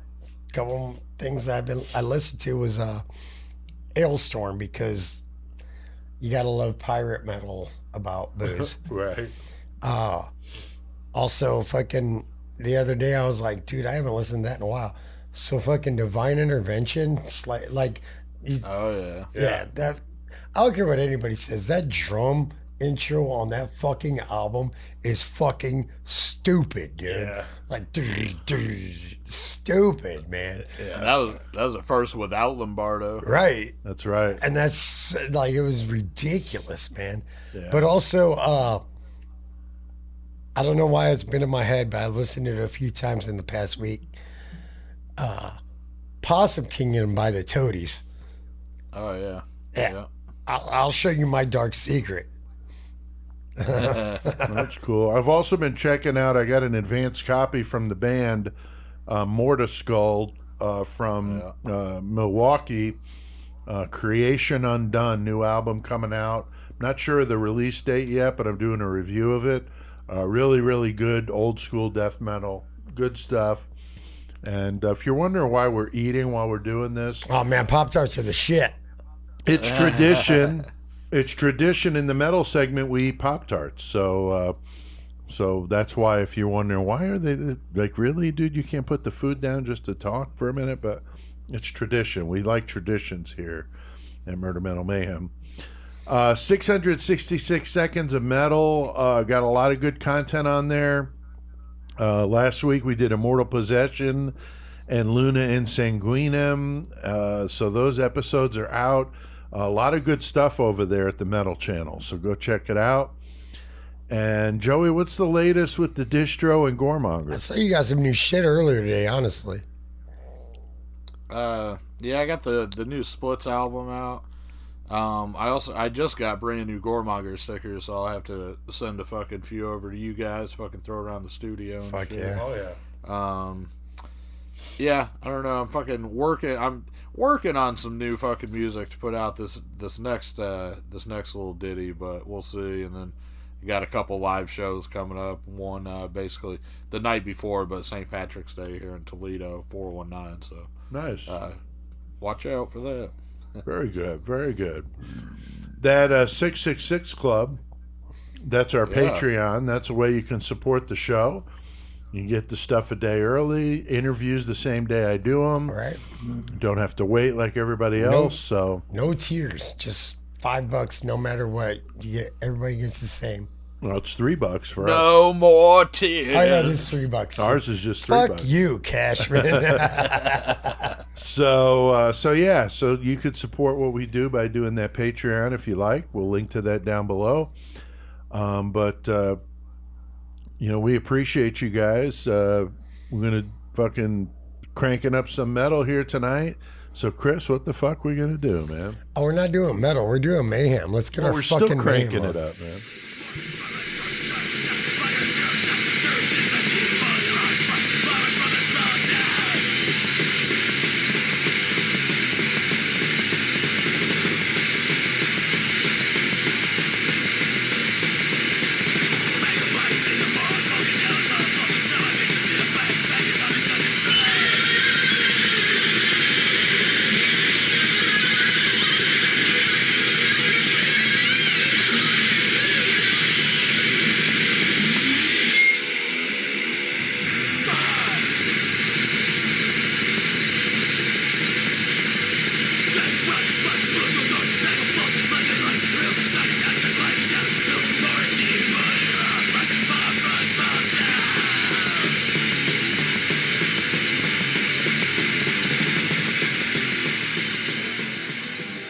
Look who's back in the motherfucking house with a fat dick for your motherfucking mouth. This your boy, Punks. You know what's up.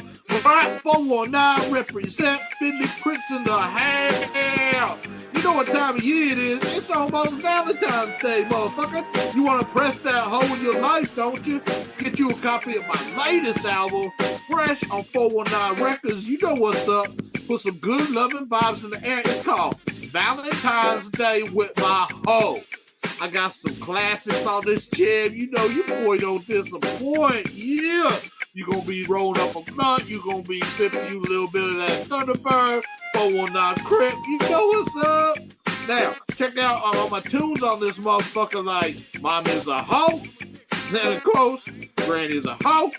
And then, what about Daddy's a hoe too? That motherfucker off the chain. I just fucking got that beat sent in. My boy produced that track. I'm talking about Finley Crip, motherfucker, AKZ Law. That motherfucker crazy as hell. Shout out to him. Shout out to my mom, motherfucker R.I.P. Sugar Babe. Now, whenever you bumping that shit, you gonna hear that single that dropped on the radio. You know you was bumping that shit in the 419. That motherfucking track, Stank Ass Pussy. That motherfucker banging in the club everywhere you go. That motherfucker raw. Get me on motherfucking tours. Get me on motherfucking playing arena shows. These motherfuckers going ham. Now, that's a penny drop on the album, but don't wait around. But this gonna sell out quick.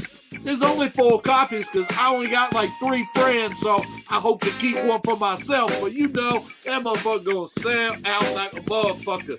Now, don't be the one on your block without that funky record. You're gonna be banging that shit. Get you a copy of Valentine's Day with my hoe today. Get you a free autograph. Poster that bitch with your boy. That's right. You know your mom wants me, and you know you want me to. So get to boo. Go to 419records.com. Order one today, bitches. Punk out, Wow. Brand new Punky commercial. That's fucking special. Bruh. Joey doing that shit up right. Punky never ceasing to bring us the ignorance. No, Daddy's Bring a our hoe brain cells too. down a Daddy's a little hoe too. That one just killed me. And before that was Repulsion and the song Splatter Splatter Cadavers. Yeah, so good job, Chris. Yeah, sorry, I was weak on that. That's Like, all it's, like that was like. Well, not all bands, have a 20-minute discussion. You know what I mean? Some of them are just short-lived, and that's cool, man. It's good to hear about a band I didn't know anything about. But Joey, you said you had some mayhem for us tonight.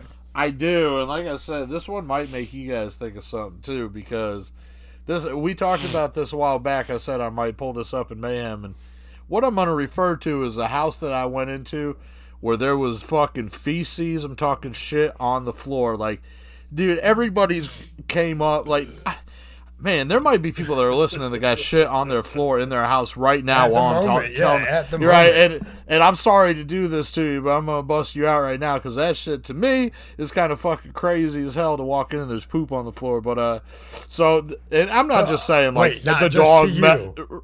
Yeah, I'm not just saying, like, oh, the dog took a shit on accident and I just found it and I'm Right. not No, it's just not shit. like that. Right, not like that. I'm saying this shit's petrified. Pete knows because he's told some stories to us. Oh, yeah.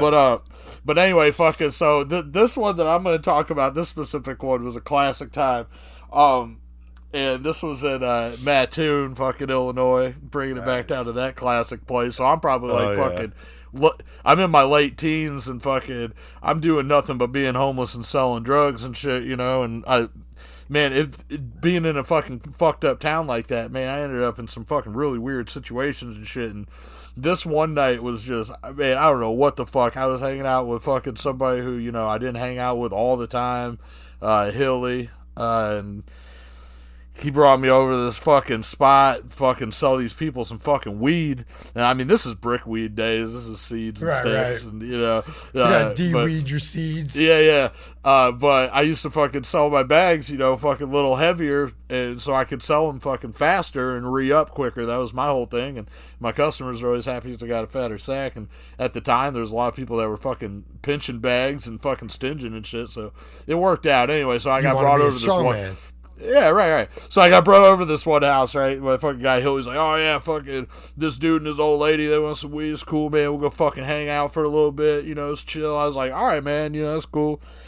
Man, we go to this place. As soon as I walk in, I fucking smell it, man. I fucking in the air, like it just that stagnant smell of shit, you know. And I'm just like, oh god, there's fucking animals, obviously, fucking a couple dogs running around, and there's just fucking this carpet. Of course, why do these houses, man? It's always these houses with they still got shag carpet, yeah, man, like some kind of shag shit for real. It's just fucking knotted up, matted fucking clumps of fucking poop in this fucking house, and I remember like.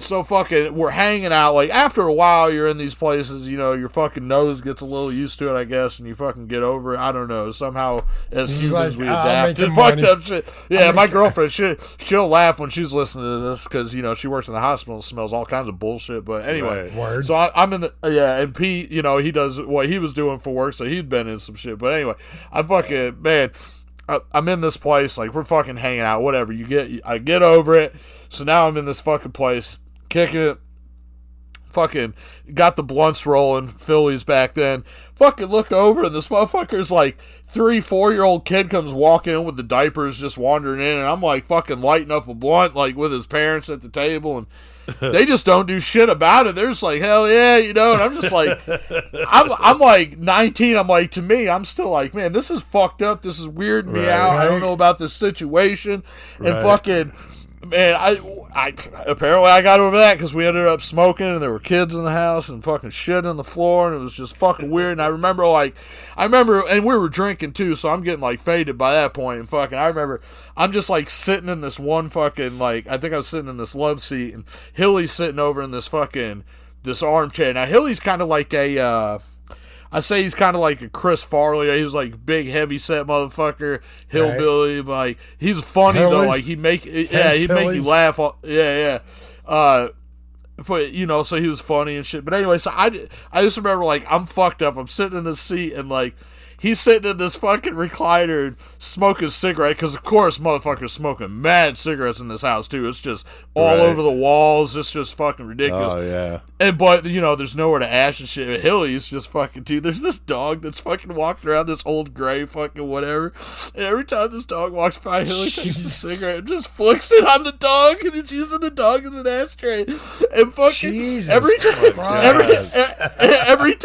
every time he would do it, he would make this noise and be like, you know what I'm saying? Like, flicking cigarette.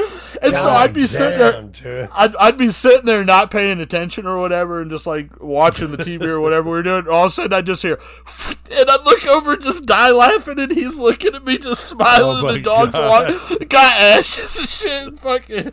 So anyway, that was my story from one of the shit houses I'd been in. I thought that was a funny one to tell. So. Yeah, and I've, like you said, from my past job as a building inspector, I had to go in some foul ones, but a lot of the places I was going in had been vacant for years, so there was like a lot of homeless activity. And there was one I went in where the smell of shit was so strong, and whoever was staying there, or more than one person staying there, was shitting in the bathtub, and it was all the way up to the top. Wait, what? So an entire bathtub full of shit. And then there was one me and my boss and his son did, and it was July, so it was really hot. It stunk so bad in there, and upstairs they had all these like Polar Pops and Big Gulp cups with piss, but they were like filled to the top, and the piss was like grotesque looking. I mean, not that piss ever looks good, but I mean, it was just fucking foul and like gnats and shit up there, and it was all carpet.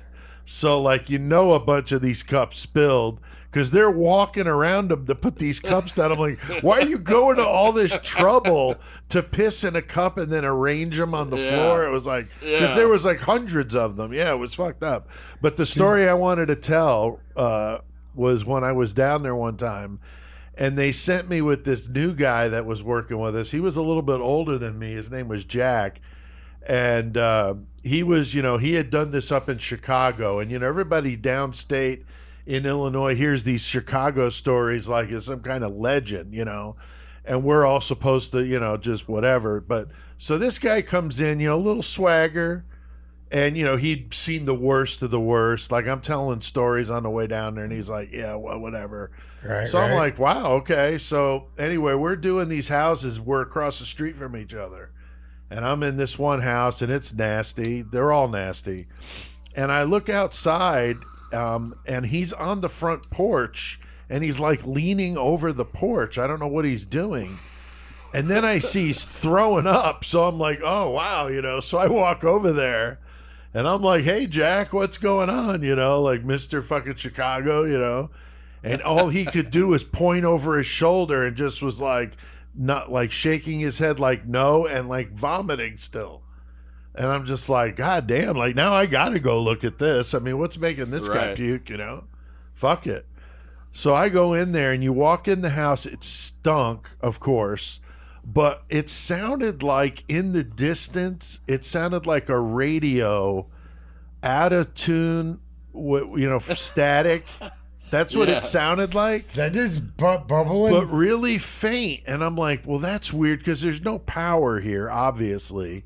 What the fuck is that? So as I walk down the hall, the smell gets worse and the sound gets louder. So now I'm just like, oh my God, like what the fuck is this? And I walk into this kitchen, and the fucking refrigerator is on its back, basically, with the door open. Yeah. And the door is open, and the back of the door is facing me, so I can't see inside of it. I could just see it's a refrigerator with the doors, freezer and fridge doors wide open.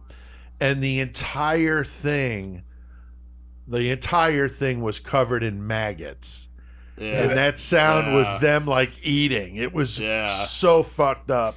Yeah. I was just like, you know what? I'm not fucking walking in here and doing that. Like, no. So I was just fucking nasty. Now, I wasn't puking off the porch, but it was funny, though, because the Chicago guy who had seen it all was throwing up because it was fucking disgusting. I'll be real quick. It was really disgusting. I'm going to tell a story. I'll be real quick. So it was a week or maybe 2 weeks ago. I don't know. Fucking chilling out in bed, hanging out. I was like, man, I got to fart. It's like fart. I'm like, oh shit, that wasn't so much of a fart. Oh. Like, I sharted myself. I just run out, and Courtney's in the fucking goddamn kitchen doing dishes or something, and not like just like it's the weekend. I'm going to do my thing. You do your thing. But you're running around like a fucking madman. Like, yeah, I think I just shit myself. So I fucking goddamn run in the fucking bathroom. Like, I'm taking a shower, bro. I don't know what's happening going on right now. So I get I get done taking a shower, and Courtney's like, did you really shit in the bed? I was like, no, I did not shit in the bed. I just felt it coming on. I was like, if I push any harder, it's going to come out of my ass, and we don't want that. Wow. And so I kind of almost sharted in the bed. Yeah, Courtney was straight up just like, dude, don't fuck with me, man. Oh, well, that's nice. You know, nice. Shit in the bed. I got one more real quick thing too, Yeah, dude. because we're talking about so much shit right now. Love the poop. The other day or yesterday, fucking the old man dog that we got, the old pit bull chest molest, fucking he had to go to the vet to get his fucking checkups or whatever. So fucking we had to collect stool sample, right? Nice. And I've never fucking just get dog poop or whatever. That would be Stephanie's deal. But I didn't let him out the night before. She works third shift, so she gets home in the morning. So I didn't let him out the night before. He can hold his shit like a motherfucker. He's like a camel. But anyway, like fucking Petey. yeah. So I was like, I told her, I was like, look, I didn't let him out tonight, so he'll be ready in the morning. We'll fucking collect it, you know what I'm saying? We'll be all done.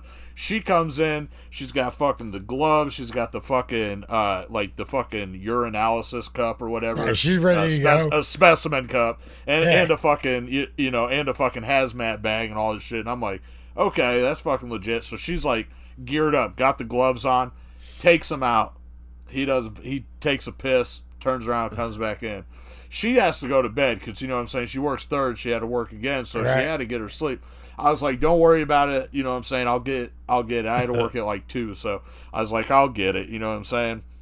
Fucking dog, I took him out like fucking 3 times. This motherfucker takes Never a piss, shit. fucking, yeah, sniffs around, comes back in. I'm like, I'm taking treats and taking them all the way to the other end of the yard and dropping them. So he goes there to eat them. And so hopefully he would, on the way back, you know what I'm saying, working up. Like, oh, yeah. I was like, so I was like, God.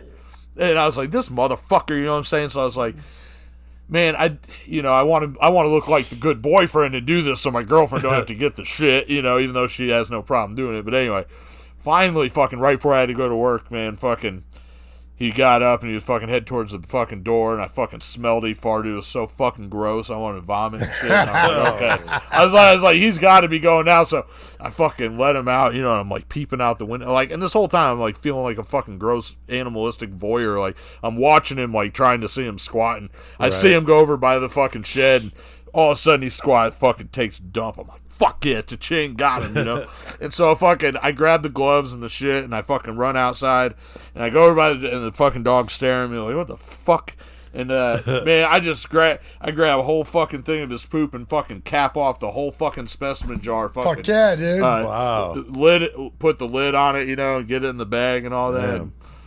I didn't realize that really all you need was like a little fucking chunk. You know what I'm saying, to put it in there. So dude, it was a whole fucking, it's a whole thing. You could have just went like this and been like. So Stephanie says she went outside. She fucking, because I left it outside on the fucking railing so it'd be cold. And she went to go get it. She said she picked it up. And she's like, "What the hell?" It is like super heavy, but so yeah. All right, that was my shit story this week. Fucking shit stories, man. A poop-filled man. Well, we're rolling right into 666 seconds of murder conversation. We got some Idaho 4 episodes I've been doing. That body parts in the Brooklyn freezer. I don't know if you guys watched that one I did. That was fucked up. And that Kansas City 3 case is fascinating. And I've been doing all those. I got an interview coming up. I'm actually doing it tomorrow, but when you hear this episode, that'll be in the past, with Cluminati. She does a really good channel on YouTube. She just passed 1 million views on her channel, so that's awesome. She does all true crime. And then also I'm going to be doing a video with a contest winner that goes by Blogger Girl on TikTok. And she won the contest, and she decided to pick the topic of Idaho 4, so that's what we're going to do. And we're doing that, recording that tomorrow. I'm not sure when that comes out. And then Monday, I'm interviewing A.R. Hayes, who anybody on YouTube that follows true crime knows about him. He's an ex-convict, does a channel called A Convict's Thoughts, and he looks at the cases from the perpetrators. Dude. So it's pretty fascinating to talk to him, or getting the opportunity to talk to him. So yeah, I'm looking forward to doing that. I have not listened to that one, but Ear Hustle is convict and shit. I haven't listened to it in a while, honestly. It's been a minute. Yeah, it's an interesting perspective because you normally don't you hear get a that. convict talking about Yeah, their stories, exactly. their And perspective. AR is super laid That's why we back. have Cashman, dude. I'm that link. I'm the link. Right. Now, we got a killer cage match to get Yes, to we tonight, do. gentlemen. That's where you get a list of 100 killers that we came up with, 100 objects for them to fight with, and a variable and a song playing. And our listeners help us provide those random numbers so we know who's fighting and what they're fighting with. Chris, what do we got tonight? Oh, tonight we have our listeners, Jez Gardner. We have Jason Lipari and Priya Putain. Hell yeah. Thank you, guys. That's awesome. And Thank you, Joey, guys. we got a nice matchup tonight in the cage. Yep. Couple Canadian. of new people in the cage tonight. Yeah. Clifford Olson from Canada. He was a sicko, and Right. he's going to be going up against the Hammer Killer, the Pink Giant himself, Wolfgang Schmidt. Fuck yeah. So that's going to be a good one. And Chris, they got a couple of objects. We've seen these in the cage before. Tonight they have a rusty bear trap and a hacksaw. Okay. And the variable, Joey, this is interesting. It is Tommy DeSimeone after drinking 6 shots of McCormick whiskey at the Nation. Yeah, Tommy from Goodfellas, the real Tommy. Right. 6 shots of whiskey at the Nation. That's interesting. Iron Maiden. And the song playing is Iron Man by Black Sabbath. So fuck yeah, on that 666,000 watt PA, Joey. That's going to sound fucking badass. So thanks to our listeners, we got a good one tonight with Clifford Olson going up against Wolfgang Schmidt. They're going to have a rusty bear trap and a hacksaw in there with them while they kill each other. We got Tommy DeSimone after drinking 6 shots of McCormick's at the 6 Nation. shots of Slitch. Yeah, that weird. was Chris drank 6 shots of McCormick's in the time you stuttered that. probably. Fuck yeah, dude. And Iron Man by Black Sabbath is just thundering on this fucking system. So, Chris, where do we go Hell yeah. tonight? All right. So, right now, Iron Man is playing. Black Sabbath is getting, what is this? Wrong song. Oh, shit, it is the wrong song. Has he lost it? Yeah, I fucked up. Yeah, I did. Very good. But anyway, Iron Man's just jamming. So, goddamn Olsen's like, oh yeah, we're going out there. We're going to fucking fuck these kids up. But, The Olsen twins? yeah, no, the Olsen twins are Oh. getting in there. Clifford Olsen. He's out there hanging out. The He's pedophile. he's in the ring. He's bouncing around, ready to go. But like I said, Iron Man is playing. So here comes fucking goddamn Wolfgang Schmidt, dude. He's already walking out to the ring with that fucking rusty bear claw strapped to his legs. Oh, wow. Because he is the Pink Giant. Probably got all panties in there, It though. cannot stop. No, it cannot stop him. He's good. He's walking around like, I'm Wolfgang Schmidt, whatever. So Olsen just looks at him. He's like, yeah, well, I kill kids too. What's the youngest you ever killed? He's like, oh, I took an infant and smashed it against a fucking tree. And I got a fucking bear crawl against my leg. Fuck you. And then, don't give a shit. Tommy's just like, I paid for this. I paid for this to happen. And fucking goddamn Pink Giant just smashes him like he's a baby. Wow. I'm fucked. All right. Joey, what do you think about this one, dude? All right, well, I think with this one, fucking, Iron Man, that's always a fucking winner. You can't go wrong there. So that's jamming our stereo. Tommy D, he's over there. He's pretty drunk, because if you're at the Nation drinking some McCormick's, you're going to be having a good time. So he's here just looking for a fucking good fight, eh? Yeah, so fucking Wolfgang Schmidt, and then fucking Clifford Olsen's like, they're like, fuck, man, there's a lot of money fucking riding on this. We got the Mafia over here. Like, this shit's fucking serious. Iron Man's playing. Like, this is serious. So they fucking go at each other. They're like, first off, we can't fuck with those weapons because we're both some fucking pussies. So we're just going to fist fight. This is going to be a dope-ass boxing match. So they get up and they start to fucking swing. All of a sudden, it's a fucking slap fight. Dude, it's the fucking lamest, weakest shit that anyone's ever seen. There's slap fight. Tommy ain't going to like Tommy that. D, he is so fucking over this shit. He says, oh, fucking, goddamn it. Fuck this. And all of a sudden, he just fucking takes his face, rips it off during the Iron Man fucking guitar solo, and he turns into fucking Jigsaw on the tricycle, and he says, shit. I want to play a game. And he takes Clifford and he takes fucking Pink Giant, and he throws them both into the bear trap. Both of their legs smash in at the same exact time. Takes the hacksaw, throws it to him, and says, now you guys have been fucking each other for years and fucking kids, and now you need to prove that you need to fuck yourself if you want to live. And fucking they have to slap fight. They're still slap fighting like a motherfucker. It's still weaker and shit. But eventually one of them gets the goddamn hacksaw, and he think he's slick. He's like, I'm going to be smart. And Wolfgang takes the hacksaw, and he cuts off fucking Clifford Olsen's leg, and he thinks he's slick because he did that. Then he realizes he's still in the goddamn bear trap, so he's a goddamn moron. Tommy D just made $500 extra off the schmuck in the corner who bet that wouldn't happen. And fucking before you know it, they both end up bleeding it out, and Tommy D fucking leaves and goes to somewhere else to fucking hang out. Fuck yeah. I wouldn't be betting against Tommy DeSimone, I can tell you that. So that's excellent, and that's why the listeners enjoy that Killer Cage match every week. We love doing it. It's a good one. Joey's always got a good story, man. He does. Creation of Chaos 4 is the latest book I've got out. You can get one at PeteAltieri.com. I'll link to that in the episode description. I'm going to be doing a sale coming up for the spring, so keep your eyes open for that. And doing some giveaways on the YouTube channel. Gave away a couple books already. Sold some books. Just shit is going on over there.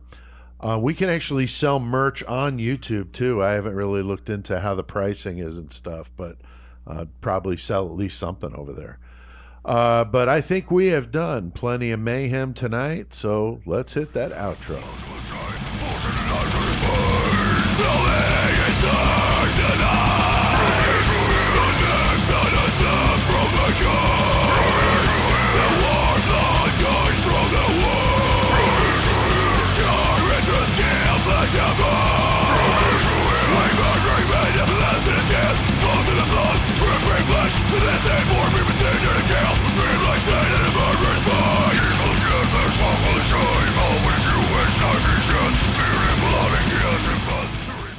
Fuck yeah, man. Cut Up and the song From Ear to Ear. Those guys are sick.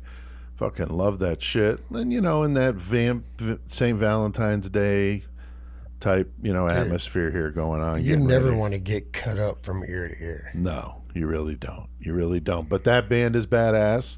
And speaking of badass, Joey, what about that bumper music we played tonight?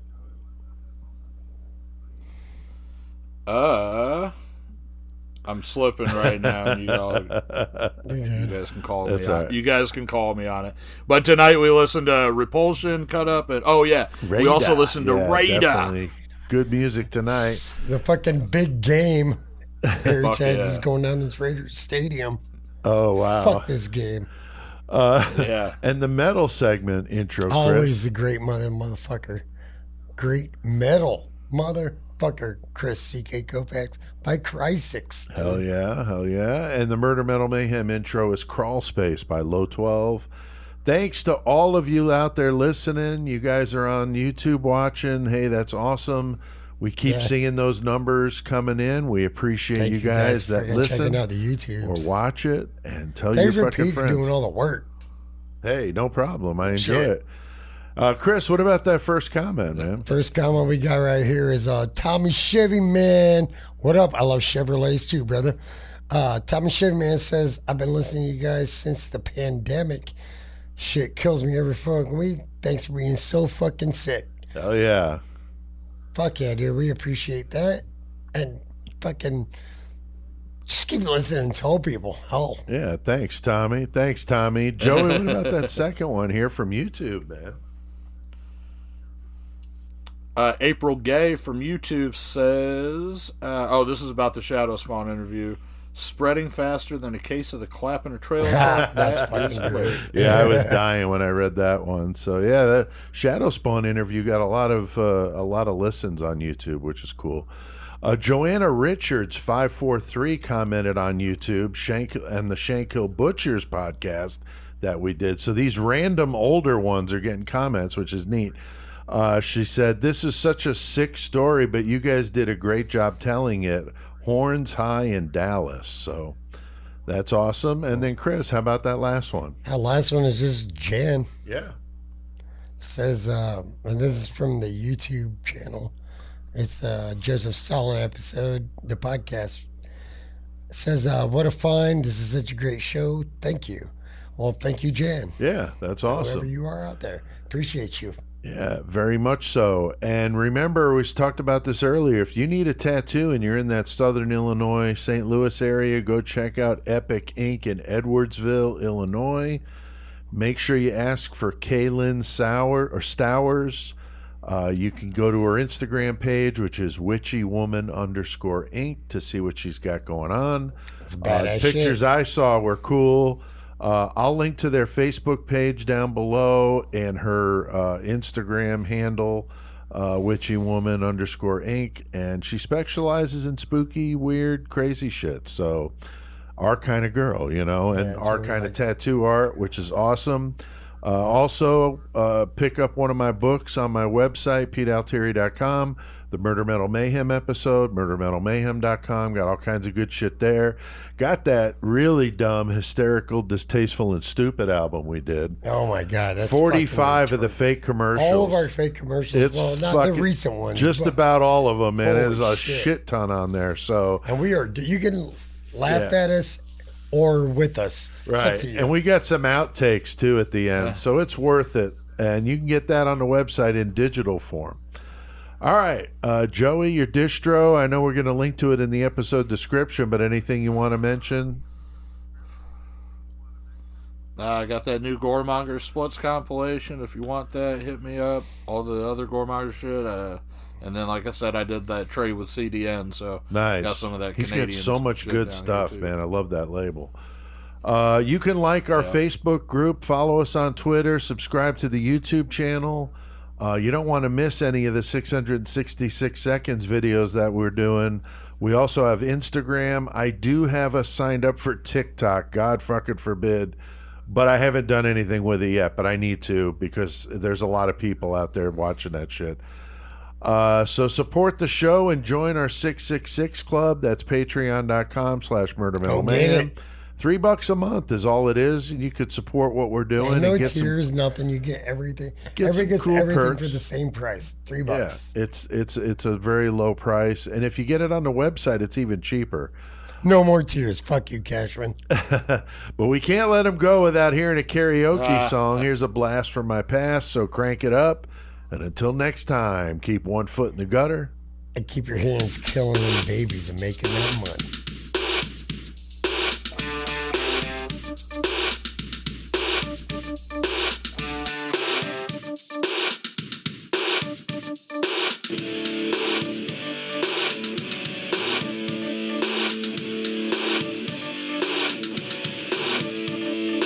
I can't stop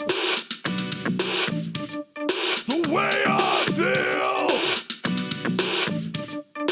Things you do don't seem real. Tell me what you've got in mind, 'cause we're running out of time. Won't you ever set me free? This waiting round's killing me. She drives me crazy like no one else. drives me crazy, and I can't help myself. I can't get any rest. People say I'm obsessed. Everything you say is lies, but to me there's no surprise. What I had for you was true. Things go wrong, they always do. She drives me crazy like no one else. She drives me crazy, and I can't help myself.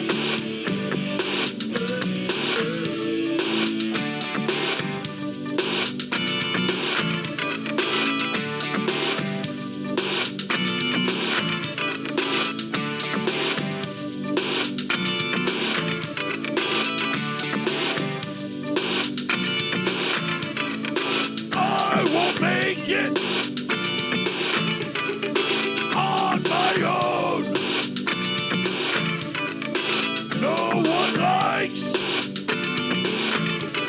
to be alone. She drives me crazy like no one else.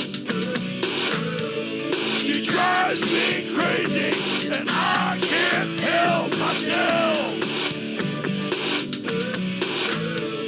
She drives me crazy like no one else. She drives me crazy, and I can't help myself.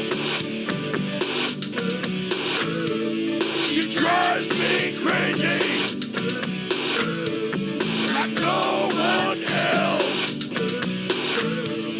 She drives me crazy, and I can't help myself.